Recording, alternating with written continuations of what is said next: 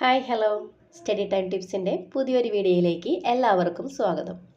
Sound എന്ന് പറയുന്ന ചാപ്റ്ററിൻ്റെ പാർട്ട് 3 വീഡിയോ ആണിത്. 1ഉം 2ഉം കാണാത്തവർക്ക് ഈ വീഡിയോൻ്റെ അവസാനം ലിങ്ക് കൊടുക്കാം. താല്പര്യമുണ്ടെങ്കിൽ കയറി കാണാം. അടുത്തത് നമുക്ക് നോക്കാം. Year and here. How do we here sound? Which sense organ help us for this? നിങ്ങൾക്കറിയാവുന്ന കാര്യമാണ്. നിങ്ങൾ ബയോളജി ഒക്കെ പഠിച്ചതുകൊണ്ട് നിങ്ങൾക്കറിയാം. നിങ്ങൾ ഇയറിനെ കുറിച്ചും അതിൻ്റെ കൂടുതൽ വർക്കിങ്ങിനെ കുറിച്ചൊക്കെ നിങ്ങൾക്ക് പഠിച്ചുകൊണ്ട് അറിയാം അല്ലേ, ശബ്ദം എങ്ങനെ കേൾക്കുന്നതെന്നൊക്കെ. ഞാൻ കൂടുതലായിട്ട് എക്സ്പ്ലെയിൻ ചെയ്യണില്ല.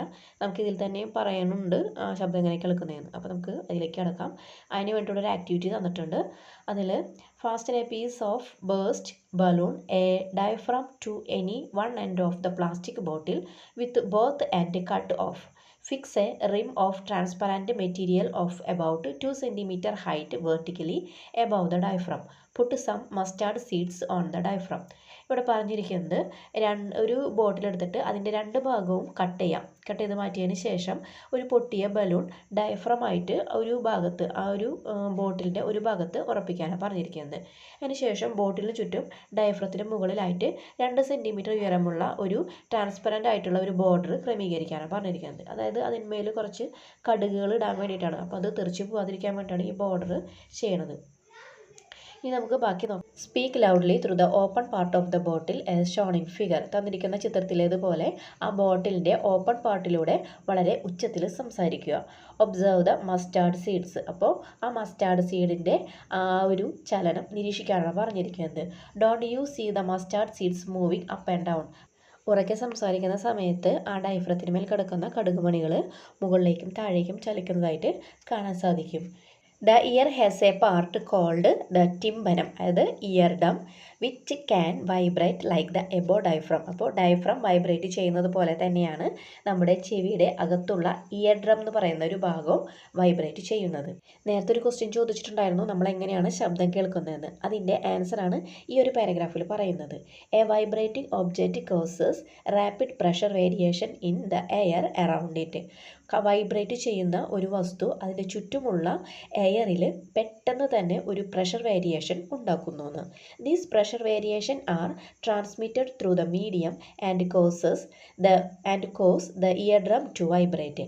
അപ്പോൾ ഈ ഒരു പ്രഷർ വേരിയേഷൻ ഒരു മീഡിയത്തിലൂടെ സഞ്ചരിച്ചിട്ട് നമ്മുടെ ഇയർ ഡ്രമ്മിനെ വൈബ്രേറ്റ് ചെയ്യാൻ കാരണമാക്കുകയാണ് ചെയ്യുന്നത്. The ear drum propagate these vibration to the inner ear. അപ്പോൾ ഇയർ ഡ്രം എന്ത് ചെയ്യും? ഇയർ ഡ്രം വൈബ്രേറ്റ് ചെയ്യുമ്പോൾ ഈ ഒരു വൈബ്രേഷനെ ഇന്നർ ഇയറിലേക്ക് ഇയർ ഡ്രം അയക്കും. We experience sound when this vibration or signal reach the brain. അപ്പോൾ അവിടെ നിന്നും സിഗ്നലുകൾ തലച്ചോറിലെത്തുമ്പോഴാണ് നമുക്ക് ശബ്ദം കേൾക്കാൻ സാധിക്കുന്നത്. To sense the sound, we need 3 components, namely the sound source, medium and sense organ for hearing. അപ്പോൾ നമുക്കിവിടെ ശബ്ദം കേൾക്കണമെങ്കിൽ 3 കമ്പോണൻറ്റ് വേണമെന്നാണ് പറഞ്ഞിരിക്കുന്നത്. ഒന്ന് പറഞ്ഞിട്ടുണ്ട് സൗണ്ടിൻ്റെ സോഴ്സ് വേണം, പിന്നെ ഒരു മീഡിയം വേണം, പിന്നെ നമുക്ക് ചെവി വേണം. ചെവിയില്ലെങ്കിൽ ഒന്നും നടക്കില്ല അല്ലേ. നേരത്തെ പറഞ്ഞിട്ടുണ്ടായിരുന്നു വസ്തുക്കൾ വൈബ്രേറ്റ് ചെയ്യുമ്പോൾ ചുറ്റുമുള്ള ആ ഒരു എയറിൽ പ്രഷർ വേരിയേഷൻ ഉണ്ടാകുന്നു. അതിൽ സി എന്നും ആർ എന്ന് പറയുന്നത് പ്രഷർ വേരിയേഷനെ സൂചിപ്പിക്കുന്നതാണ്. അതിൽ സി എന്ന് പറയുന്നത് ഹൈ പ്രഷർ റീജിയനും ആർ എന്ന് പറയുന്നത് ലോ പ്രഷർ റീജിയനുമാണ്. അതിനെക്കുറിച്ച് കൂടുതലായിട്ടൊന്നും ഇവിടെ പറയണമെന്നില്ല, അതുകൊണ്ടാണ് ഞാൻ ആ സമയത്ത് പറയാതെ വിട്ടുപോയത് കേട്ടോ. അപ്പോൾ അതത്രയേ ഉള്ളൂ. ഇനി ഇവിടെ പറഞ്ഞിരിക്കുന്നത് കേൾവി ശക്തി ഇല്ലാത്തവരെ കുറിച്ചൊക്കെയാണ് പറഞ്ഞിരിക്കുന്നത്. അതുപോലെ തന്നെ മാർച്ച് 3 എന്ന് പറയുന്നത് വേൾഡ് ഹിയറിംഗ് ഡേ ആണെന്ന് പറഞ്ഞിട്ടുണ്ട്. നെക്സ്റ്റ് പാരഗ്രാഫിൽ പറഞ്ഞിരിക്കുന്നത് കേൾവി ശക്തി കുറഞ്ഞവർ അനുഭവിക്കേണ്ടി വരുന്ന പ്രശ്നങ്ങൾ എന്തെല്ലാമാണെന്ന് ഇവിടെ തന്നിട്ടുണ്ട്. എ ബാരിയർ ടു കമ്മ്യൂണിക്കേഷൻ, അതുപോലെ തന്നെ prone to accidents. Barrier to communication എന്ന് പറഞ്ഞിട്ടുണ്ടെങ്കിൽ ആശയവിനിമയത്തിന് തടസ്സം, അതുപോലെ തന്നെ അപകട സാധ്യത. ഇനി നമുക്കിതിലേക്ക് ആഡ് ചെയ്യാം സേഫ്റ്റി ഇഷ്യൂസ്, അതുപോലെ തന്നെ എംപ്ലോയ്മെൻറ്റ് ബാരിയേഴ്സൊക്കെ, അതായത് ജോലി സ്ഥലത്തൊക്കെ ഉണ്ടാകുന്നൊക്കെ ബുദ്ധിമുട്ടുകളും കാര്യങ്ങളൊക്കെ ഉണ്ടാവും. അപ്പോൾ ഈ 4 പോയിന്റ് നിങ്ങൾ പഠിച്ചു വയ്ക്കുക. What should be the approach to the hearing impaired? Discuss based on the indicators. ഇനി ഇവിടെ പറഞ്ഞിരിക്കുന്നത് കേൾവി ശക്തി കുറഞ്ഞവരോട് സ്വീകരിക്കേണ്ട സമീപന പ്രകാരമായിരിക്കണം. അതായത് നമ്മൾ അവരോട് എങ്ങനെയാണ് പെരുമാറേണ്ടതെന്ന്. ബി എംപതറ്റിക്, നമ്മൾ അവരോട് അനുകമ്പ കാണിക്കണം. അതുപോലെ തന്നെ give consideration and include them in all activities. അതുപോലെ എല്ലാ പ്രവർത്തനങ്ങളിലും അവരുടെ ഒരു പാർട്ടിസിപ്പേഷൻ, ഒരു പരിഗണനയൊക്കെ നമ്മൾ നൽകണമെന്ന്. ഇനി നമുക്കതിലേക്ക് ആഡ് ചെയ്യാം റെസ്പെക്റ്റ് ദർ നീഡ്സ്. അവരുടെ ആവശ്യങ്ങളൊക്കെ നമുക്ക് റെസ്പെക്റ്റ് ചെയ്യാം, അല്ലെങ്കിൽ നമുക്ക് പറ്റാവുന്നുണ്ടെങ്കിൽ ഒക്കെ നടത്തി കൊടുക്കാം. നെക്സ്റ്റ് പോയിന്റ് എൻകറേജ് പാർട്ടിസിപ്പേഷൻ, അവരുടെ ആ ഒരു പങ്കാളിത്തമൊക്കെ നമുക്ക് പ്രോത്സാഹിപ്പിക്കുകയൊക്കെ ചെയ്യാം. നെക്സ്റ്റ് പാരഗ്രാഫിൽ ബീതോവനെ കുറിച്ചും അതേപോലെ തന്നെ ഹെലൻ കെല്ലറെ കുറിച്ചൊക്കെയാണ് പറഞ്ഞിരിക്കുന്നത്. Beethoven gifted the world the most melodies music. അദ്ദേഹം ലോകത്തിന് വളരെ മനോഹരമായിട്ടുള്ള മ്യൂസിക്കൊക്കെ സംഭാവന ചെയ്ത ഒരു വ്യക്തിയാണ് ബീതോവൻ എന്ന് പറയുന്നത്. Helen Keller proved that it is possible to achieve great success in life with self confidence, determination and hard work without flinching in adverse life situations. Many such great people have overcome hearing disorders and outshone in life. അപ്പോൾ ഇവിടെ Helen കെല്ലറിനെ കുറിച്ച് പറയുന്നത് എന്താ, പ്രതികൂലമായ ജീവിതാവസ്ഥകളിലൊക്കെ പതരാതെ ആത്മവിശ്വാസത്തോടെയും അതുപോലെ തന്നെ ദൃഢനിശ്ചയത്തോടെയും കഠിനാധ്വാനവും കൊണ്ട് ജീവിതത്തിൽ മഹാവിജയം നേടാൻ കഴിയുമെന്ന് തെളിയിച്ച ഒരു വ്യക്തിയാണ് ഹെലൻ കെല്ലർ എന്ന് പറയുന്നത്. ഇതുപോലെ തന്നെ ഒരുപാട് മഹത് വ്യക്തികൾ, അതായത് ചെവി കേൾക്കാത്തവരൊക്കെ ഉണ്ടായിരുന്നു, അവർ ആ ഒരു വൈകല്യത്തെ അതിജീവിച്ചിട്ട് ജീവിത വിജയം നേടിയവരാണെന്നാണ് പറഞ്ഞിരിക്കുന്നത്. Hearing loss can be detected through hearing test using an audiometer. Audiometer ഉപയോഗിച്ചുള്ള കേൾവി പരിശോധനയിലൂടെ കേൾവിക്കുറവ് കണ്ടെത്താൻ കഴിയും. A hearing aid is an electronic device that helps individuals with hearing loss to hear more clearly. കേൾവിക്കുറവുള്ളവർക്ക് ഉപയോഗിക്കാൻ പറ്റുന്ന ഇലക്ട്രോണിക് ഡിവൈസാണ് ഹിയറിംഗ് എയ്ഡ്സ് എന്ന് പറയുന്നത്. ഇത് ഉപയോഗിക്കുകയാണെന്നുണ്ടെങ്കിൽ അവർക്ക് കേൾക്കാൻ സാധിക്കുമെന്നാണ് പറയുന്നത്. Protection of ear. Putting any kind of object inside the ear is dangerous. ചെവിക്കുള്ളിൽ ഏതെങ്കിലും തരത്തിലുള്ള വസ്തുക്കൾ ഇടുന്നത് ഡേഞ്ചറാണെന്ന്. It may rupture the year drum and cause hearing loss. ഇതുമൂലം ഇയർ ഡ്രം പൊട്ടിപ്പോകാനും കേൾവിശക്തി നഷ്ടപ്പെടാനും കാരണമായേക്കാം എന്നാണ് പറയുന്നത്. If any injury occurs, the complex structure of the ear makes the healing of the wound difficult, leading to infection and hearing loss. അപ്പോൾ ഏതെങ്കിലും തരത്തിലുള്ള മുറിവ് ചെവിയുടെ ഉള്ളിൽ സംഭവിച്ചു കഴിഞ്ഞിട്ടുണ്ടാൽ ആ ചെവിയുടെ ആ ഒരു സ്ട്രക്ചറിൻ്റെ ആ ഒരു പ്രത്യേകത മൂലം മുറിവ് ഉണങ്ങി വരാനായിട്ട് വളരെ പ്രയാസമായിരിക്കുന്നു. അത് അണുബാധയ്ക്ക് കാരണമാവുകയും അതുപോലെ തന്നെ കേൾവി ശക്തിയെ ബാധിക്കുകയും ചെയ്യുമെന്നാണ് പറഞ്ഞിരിക്കുന്നത്. ഇനി ഇവിടെ അടുത്ത് പറഞ്ഞിരിക്കുന്നത് ചെവിയുടെ പരിചരണവുമായി ബന്ധപ്പെട്ട് എന്തെല്ലാം കാര്യങ്ങളാണ് നാം ശ്രദ്ധിക്കേണ്ടതെന്നും അതിൻ്റെ ആൻസർ നമുക്ക് നോക്കാം.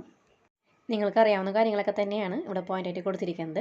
Regular cleaning, prevent water damage, healthy life style, stay away from extremely loud noise and while using headphones, stick to a volume range that is set to be safe. ഹെഡ്ഫോണുകളൊക്കെ ഉപയോഗിക്കുമ്പോൾ അവരൊരു വോളിയത്തിൻ്റെ ഒരു ലിമിറ്റ് പറയാറുണ്ട്. ആ limit തന്നെ നമ്മൾ ഉപയോഗിക്കാൻ ശ്രമിക്കുകയാണ്. നെക്സ്റ്റ് ആണ് മ്യൂസിക് ആൻഡ് നോയ്സ്. ഇവിടെ പറഞ്ഞിരിക്കുന്ന സിറ്റുവേഷൻ ഞാൻ ജസ്റ്റ് ഒന്ന് പറഞ്ഞുതരാം. ഒരു പാട്ട് പഠിപ്പിക്കുന്ന സ്ഥലത്ത് നിന്ന് നമുക്ക് വളരെ മനോഹരമായിട്ടുള്ള ശബ്ദമായിരിക്കും കേൾക്കാൻ സാധിക്കുന്നത്. അപ്പോൾ വാഹനങ്ങളുടെ ഒരു ട്രാഫിക്കിലൊക്കെ പെട്ടുപോയാലത്തെ അവസ്ഥയോ വളരെ സംഗീതാത്മകമായ ശബ്ദമായിരിക്കും അവിടെ നിന്ന് കേൾക്കുന്നത്. അല്ല അല്ലേ, അവിടെ നിന്ന് ഓടാനായിരിക്കും തോന്നുക അല്ലേ. നെക്സ്റ്റ് ഇവിടെ പറഞ്ഞിരിക്കുന്ന സിറ്റുവേഷൻ എന്ന് പറഞ്ഞിട്ടുണ്ടെങ്കിൽ ഒരു ചിരട്ടയുടെ വീണയിൽ നിന്നും വളരെ മനോഹരമായിട്ടുള്ള സംഗീതമൊക്കെ ആയിരിക്കും നമുക്ക് കേൾക്കാൻ പറ്റുക. ഒരു ചിരട്ട കല്ലിൻ്റെ പുറത്തിട്ട് വരച്ച് കഴിഞ്ഞാലോ എന്തായിരിക്കും അവസ്ഥ, നല്ല രസമായിരിക്കും അല്ലേ. അപ്പോൾ ഈ ശബ്ദങ്ങൾ തമ്മിൽ കമ്പയർ ചെയ്യാനാണ് പറഞ്ഞിരിക്കുന്നത്, ഈ രണ്ട് സിറ്റുവേഷനിലും ശബ്ദങ്ങളെ തമ്മിൽ. ഓക്കെ, ഇവിടെ മ്യൂസിക്കിൻ്റെയും നോയ്സിൻ്റെയും ഡെഫിനിഷനാണ് തന്നിരിക്കുന്നത്. അപ്പോൾ നമുക്കത് എന്താണെന്ന് നോക്കാം. A sound that has regular vibrations and is pleasant to hear is music. അപ്പോൾ മ്യൂസിക് എന്ന് പറയുന്നത് എന്താ, ക്രമമായിട്ടുള്ള വൈബ്രേഷനോട് കൂടിയുള്ളതും അതുപോലെ തന്നെ നമുക്ക് കേൾക്കാൻ വളരെ മനോഹരമായിട്ടുള്ളതുമായിട്ടുള്ള ആ ഒരു ശബ്ദത്തെയാണ് പറയുന്നത് എന്ത്, മ്യൂസിക് എന്ന് പറയുന്നത്. A sound that has irregular vibration and is unpleasant is noise. അടുത്തത് പറഞ്ഞിരിക്കുന്നത് നോയ്സ് എന്താണെന്നാണ്. അതായത് ഇറഗുലർ ആയിട്ടുള്ള വൈബ്രേഷൻ കൊണ്ട് ഉണ്ടാകുന്ന ആ ശബ്ദത്തെയാണ് പറയുന്നത്. പിന്നെ അത് തന്നെയല്ല, അത് കേൾക്കാൻ വലിയ സുഖമൊന്നും ഉണ്ടാവില്ല അല്ലേ. അങ്ങനെയുള്ള ശബ്ദത്തെ പറയുന്നതാണ് നോയ്സ് എന്ന് പറയുന്നത്. അപ്പോൾ വളരെ മനോഹരമായിട്ടുള്ളത് മ്യൂസിക്കും വളരെ ചെവിക്ക് വളരെ അസ്വസ്ഥത ഉണ്ടാക്കുന്നതാണ് നോയ്സ് എന്ന് പറയുന്നത്. ഓക്കെ അല്ലേ. Doesn't loud noise hurt the ears. അതായത് ഉച്ചത്തിലുള്ള ശബ്ദം ചെവിക്ക് ദോഷമുണ്ടാക്കില്ല എന്നാണ് ചോദിച്ചിരിക്കുന്നത്. ഉണ്ടാക്കുമോ അല്ലേ. Next noise pollution. ഇവിടെ ഒരു കൊളാഷൊക്കെ തന്നിട്ടുണ്ട്. അതിനോട് നിങ്ങൾ യോജിക്കുന്നുണ്ടോ എന്നൊക്കെയാണ് ചോദിച്ചിരിക്കുന്നത്. ഇനി what do you mean by noise pollution? Noise pollution എന്ന് വെച്ചാൽ എന്താണെന്ന് നമുക്കത് നോക്കാം. Noise pollution is the production of unpleasant, disturbing and unwanted noise that harms human beings and other organisms. അപ്പോൾ ഇവിടെ നോയ്സ് പൊല്യൂഷൻ എന്താണെന്ന് പറഞ്ഞിരിക്കുന്നത്, മനുഷ്യരും അതുപോലെ തന്നെ മറ്റു ജീവജാലങ്ങളെയും ദോഷകരമായി ബാധിക്കുന്ന വിധത്തിൽ അസഹ്യവും അതുപോലെ തന്നെ അസ്വസ്ഥത ഉണ്ടാക്കുന്നതും അനാവശ്യവുമായ ശബ്ദമാണ് നോയ്സ് പൊല്യൂഷൻ എന്ന് പറയുന്നത്. ഇനി അതിൻ്റെ കാരണങ്ങൾ എന്തൊക്കെയായിരിക്കാമെന്നാണ് അടുത്തത്. What can be the causes of noise pollution? ഇവിടെ 2 പോയിന്റ് തന്നിട്ടുണ്ട്.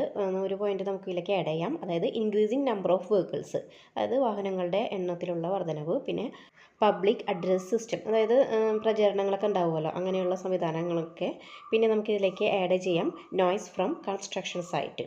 Noise affects not only our physical health but also our mental and emotional health. അപ്പോൾ നോയ്സ് എന്ന് പറയുന്നത് നമ്മുടെ ആരോഗ്യത്തെ മാത്രമല്ല, മാനസികവും അതുപോലെ തന്നെ ഇമോഷണലുമായിട്ടുള്ള ഹെൽത്തിനൊക്കെ ദോഷകരമായി ബാധിക്കുന്നുണ്ടെന്ന്.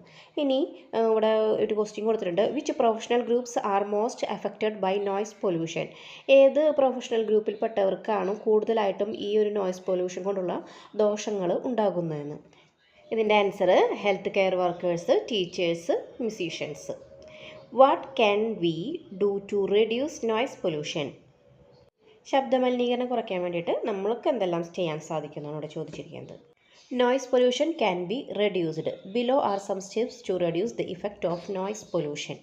അപ്പോൾ അത് ഏതൊക്കെയാണെന്ന് നോക്കാം. Those who works in construction sector, mines etcetera should use ear muffs to protect their ears. ഇവിടെ 8:20 എന്ന് പറയുന്ന ഈ ഒരു ഫിഗർ ഞാൻ അതേ സൈഡിൽ കൊടുത്തിട്ടുണ്ട് കേട്ടോ. ആ ഫിഗറിൽ കൊടുത്തേക്കുന്ന പോലെ കൺസ്ട്രക്ഷൻ സെക്ടർ, അതുപോലെ തന്നെ മൈൻ ഗെയിനികളിലൊക്കെ വർക്ക് ചെയ്യുന്നവർ ഇതുപോലുള്ള ഇയർ മഫ്സ് യൂസ് ചെയ്യാനാണ് പറഞ്ഞിരിക്കുന്നത്. പിന്നെ use hearing protection device such as earplugs in areas where high powered machinery and equipment are operated. ഇവിടെ ഫിഗർ 8.21 പറഞ്ഞിട്ടുണ്ട്. ഇവിടെ ഞാൻ കൊടുത്തിട്ടുണ്ട് കേട്ടോ പിക്ചർ. അപ്പോൾ ഇവിടെ പറഞ്ഞിരിക്കുന്നത് പവർ കൂടിയ യന്ത്രങ്ങൾ, ഉപകരണങ്ങൾ ഇവയൊക്കെ പ്രവർത്തിപ്പിക്കുന്ന സ്ഥലങ്ങളിൽ വർക്ക് ചെയ്യുന്ന ആളുകൾ നമ്മുടെ ചെവിയുടെ സംരക്ഷണത്തിനായിട്ട് ഇയർ പ്ലഗുകൾ പോലുള്ള സംവിധാനങ്ങളൊക്കെ ഉപയോഗിക്കാനാണ് പറഞ്ഞിരിക്കുന്നത്. അടുത്ത പോയിന്റ് നോക്കാം. Don't use air horns in vehicles. വാഹനങ്ങളിൽ എയർ ഹോണുകൾ ഉപയോഗിക്കരുതെന്ന്. Next, ensure that silencers in vehicles are working efficiently. വാഹനങ്ങളുടെ സൈലൻസറുകൾ ശരിയായ വിധത്തിൽ പ്രവർത്തിക്കുന്നു എന്ന് ഉറപ്പുവരുത്തുക. Use box type instead of horn type loud speakers. Horn type loud സ്പീക്കറുകൾക്ക് പകരം ബോക്സ് ടൈപ്പ് ലൗഡ് സ്പീക്കറുകൾ ഉപയോഗിക്കാൻ. Plant more trees to reduce noise pollution. അത് ശബ്ദമലിനീകരണം കുറയ്ക്കാൻ വേണ്ടിയിട്ട് ധാരാളം മരങ്ങൾ വെച്ച് പിടിപ്പിക്കുക. Don't use loud speakers in public places before 6 AM and after 10 PM. രാവിലെ 6 മണിക്ക് മുൻപും രാത്രി 10 മണിക്ക് ശേഷവും പൊതുസ്ഥലങ്ങളിൽ ലൗഡ് സ്പീക്കറുകൾ ഉപയോഗിക്കരുത്. Avoid loud noise near hospitals, schools, courts etcetera. പിന്നെ പറയുന്നത് ആശുപത്രികൾ, വിദ്യാലയങ്ങൾ, കോടതികൾ തുടങ്ങിയവയുടെ പരിസരത്ത് ഉച്ചത്തിലുള്ള ശബ്ദം ഒഴിവാക്കുക. ഈ പോയിന്റുകളിൽ നിന്ന് ഒരു 3-4 പഠിക്കണം കേട്ടോ, അത് ഇമ്പോർട്ടൻ്റ് ആണ്. ഇനി നമുക്ക് ഇവിടെ പറഞ്ഞിരിക്കുന്നത് റസൂൽ പൂക്കുട്ടിയെക്കുറിച്ചാണ്. റസൂൽ Pookutty is A unique talent who won the prestigious Oscar Award for India, the world-class honor in the film industry for the best sound mixing. അപ്പോൾ റസൂൽ പൂക്കുട്ടിയെക്കുറിച്ച് അറിയാത്തവരൊന്നും ആരും ഉണ്ടാവില്ല അല്ലേ? നമ്മുടെ കേരളത്തിലെ തന്നെ ഒരു അഭിമാനമാണ് അദ്ദേഹം. അപ്പോൾ അദ്ദേഹം ചലച്ചിത്ര മേഖലയിൽ ലോകോത്തര ബഹുമതിയായിട്ടുള്ള ഓസ്കാർ പുരസ്കാരം നമുക്ക് നേടിത്തന്ന ഒരു വ്യക്തിയാണ് അദ്ദേഹം. എങ്ങനെയാണ്? സൗണ്ട് മിക്സിങ്ങിലൂടെയാണ് അല്ലേ? ഇതോടുകൂടി ഈ ഒരു ചാപ്റ്ററോട് അവസാനിച്ചു. ഇനി ഇതിൻ്റെ ലേറ്റസ്റ്റ് ആൻസേഴ്സ് നമുക്ക് മറ്റൊരു വീഡിയോയിലൂടെ നോക്കാം. വീഡിയോ ഉപകാരപ്പെട്ടെങ്കിൽ ലൈക്ക് ചെയ്യുക, ഷെയർ ചെയ്യുക. അപ്പോൾ നമുക്ക് മറ്റൊരു വീഡിയോയുമായി വീണ്ടും കാണാം.